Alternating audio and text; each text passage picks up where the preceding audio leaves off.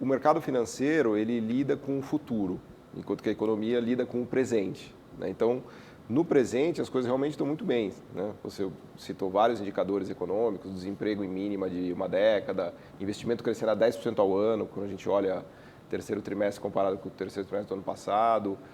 O crescimento do PIB deve superar os 3,5% esse ano. Então, em termos correntes, está tudo certo. Agora, quando a gente olha para o futuro, há muita preocupação. E o mundo financeiro, ele hoje lida com essa preocupação com o futuro. E aí, quando a gente fala futuro, já é o ano que vem.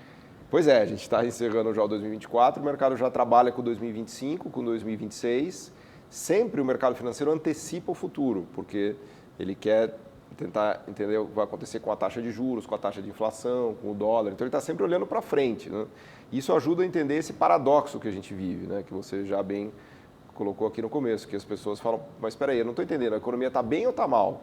Não, a economia está bem, os dados econômicos são inequívocos. Mas vai ficar mal. Mas ela pode ficar mal. Por quê? Porque essas nuvens estão pesadas e escuras no horizonte.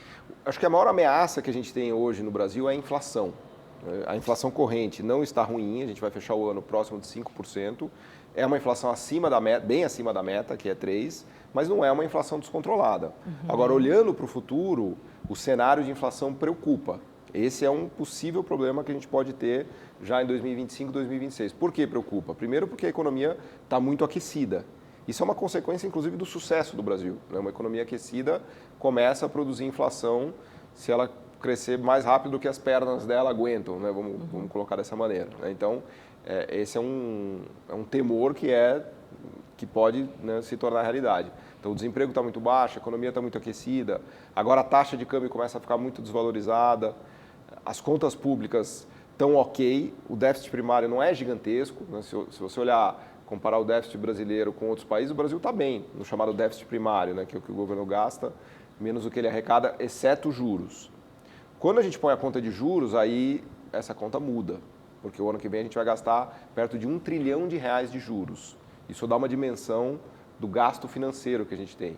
Então, o déficit primário... Isso corresponde a quantos por cento do nosso PIB? É mais de 10% do PIB. Nosso PIB está correndo em 11 trilhões de reais por ano. Tá? Então, chega quase a 10% do PIB, que é uma conta monumental. Né? É mais ou menos como aquela conta de cartão de crédito, com aqueles Exato. juros no rotativo altíssimos, né? Você tem Exatamente. o principal da dívida que você paga, mas o que torna aquela dívida impagável é quando é com aqueles juros rotativos, escorchantes, aí você perde o controle. É mais ou menos onde está o Brasil hoje. Exato, só que tem uma diferença, que o governo ele pode imprimir reais e a dívida dele é em reais.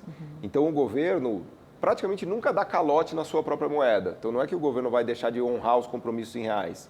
Só que a questão é quanto vai valer esse real quando você receber o real. É a inflação. Que é a inflação. Quando o dinheiro perde valor, Exato. é a inflação que está correndo Exatamente. o valor da moeda. Ou a moeda que está se desvalorizando. Pode ser que a gente receba esses reais do governo valendo $1, R$7.